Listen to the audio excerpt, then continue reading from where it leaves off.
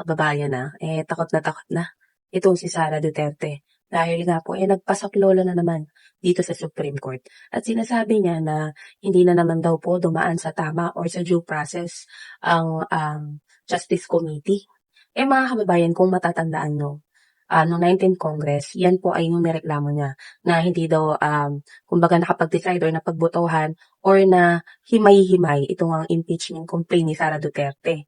Kaya po yun yung, kumbaga, final nila sa Supreme Court. Ngayon mga kababayan, sinunod po ng Justice Committee kung ano po yung rules na sinabi ng Supreme Court. Pero, itong si Sara Duterte, mukhang yung nirequest niya noon or kinomplain niya noon, kinocomplain niya na naman ngayon. Pero iba na naman po yung ginagawa niyang excuse.